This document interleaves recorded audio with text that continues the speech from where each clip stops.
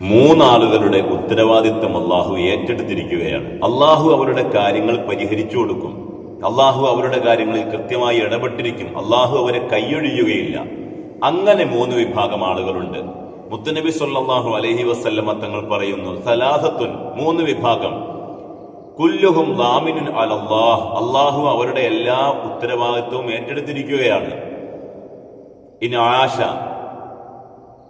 റുസിഖ വഖുഫിയ, അവർ ജീവിക്കുകയാണെങ്കിൽ ഭൂമി ലോകത്ത് അവർക്ക് വേണ്ട വിഭവങ്ങളെല്ലാം അല്ലാഹു തആല നൽകും. വൈൻ മാത അദ്ഖലഹുല്ലാഹുൽ ജന്ന, മരണപ്പെടുകയാണെങ്കിൽ അള്ളാഹു അവരുടെ സ്വർഗത്തിന്റെ കാര്യവും ഉത്തരവാദിത്വം ഏറ്റെടുത്തിരിക്കുകയാണ്. മൂന്ന് വിഭാഗം. അതിലേതെങ്കിലും ഒരു വിഭാഗത്തിൽ പെടാൻ വേണ്ടി എന്റെ ശബ്ദം ശ്രവിക്കുന്ന സഹോദരങ്ങളെ, നമുക്ക് ശ്രമിക്കാം, ശ്രദ്ധിക്കാം. അള്ളാഹു തൗഫീഖ് ചെയ്യുമാറാകട്ടെ. വലിയ ആനക്കാര്യം, ഞാൻ ആനക്കാര്യം ചെയ്താലേ ഞാൻ ഈ പറഞ്ഞ മൂന്ന് വിഭാഗത്തിൽ പെടുമെന്നൊന്നും വിചാരിക്കേണ്ട. കേൾക്കുമ്പോൾ വളരെ സിമ്പിളാണ്. നബി സല്ലല്ലാഹു അലൈഹി വസല്ലമ തങ്ങൾ പറയുകയാണ്, മൻ ദഖല ബൈതഹു, ഒരാൾ തന്റെ വീട്ടിലേക്ക് കയറി ചെന്നു, ഫസല്ലമ, അയാൾ സലാം ചൊല്ലി. വീട്ടിൽ കയറി ചെന്ന സമയത്ത് അയാൾ സലാം ചൊല്ലി, അസ്സലാമു അലൈക്കും. സലാം ചൊല്ലുമ്പോൾ ശ്രദ്ധിക്കണം, അസ്സലാമു അലൈക്കും അങ്ങനെയൊന്നുമല്ല, അസ്സലാമലൈക്കും അങ്ങനെയല്ല, അസ്സലാമു അലൈക്കും എന്ന് പറയുക. സലാം അടക്കേണ്ടവർ വ അലൈക്കുമുസ്സലാം എന്നാണ് മടക്കേണ്ടത്. വ അലൈക്കുമുസ്സലാം വറഹ്മത്തുള്ളാഹി വബറകാതുഹു. അങ്ങനെ വീട്ടിൽ കയറി ചെന്നപ്പോൾ ഒരാൾ സലാം ചൊല്ലി, ഫഹുവ ളാമിനുൻ അലല്ലാഹ്, അവന്റെ ഉത്തരവാദിത്വം അല്ലാഹു തആല ഏറ്റെടുത്തിരിക്കുകയാണ്.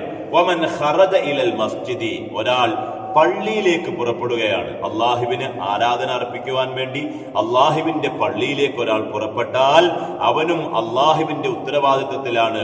അള്ളാഹു അവന്റെ ഭൗതിക ലോകത്തെ വിഭവങ്ങൾ ഏറ്റെടുത്തിരിക്കുന്നു.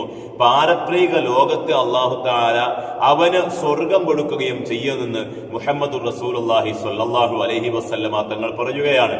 മാത്രവുമല്ല, വമൻ ഖറജ ഫീ സബീലില്ലാഹി ഫഹുവ ളാമിനുൻ അലല്ലാഹ്, ഒരാൾ അള്ളാഹുവിന്റെ മാർഗത്തിൽ യുദ്ധത്തിന് വേണ്ടി ഇറങ്ങിത്തിരിച്ചു, അള്ളാഹുവിന്റെ മാർഗത്തിൽ ധർമ്മസമരത്തിന് വേണ്ടി അവൻ ഇറങ്ങിത്തിരിച്ചു. അള്ളാഹു തആലയുടെ ഉത്തരവാദിത്വത്തിലാണ് അവനുള്ളത്. അവൻ ഭൗതിക ലോകത്ത് ജീവിക്കാനാണ് പിന്നെ അള്ളാഹു വിധി വെച്ചതെങ്കിൽ അവൻ സുഖമായി ജീവിക്കുവാനുള്ള വിഭവം അള്ളാഹു തആല നൽകുന്നതാണ്.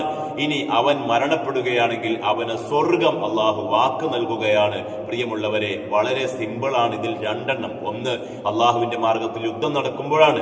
ഈ രണ്ടിൽ ഏതെങ്കിലും ഒന്നെങ്കിലും നമ്മുടെ ജീവിതത്തിൽ പകർത്താൻ വേണ്ടി നമ്മൾ ശ്രമിക്കണം. അള്ളാഹു തൗഫീഖ് ചെയ്യുമാറാകട്ടെ.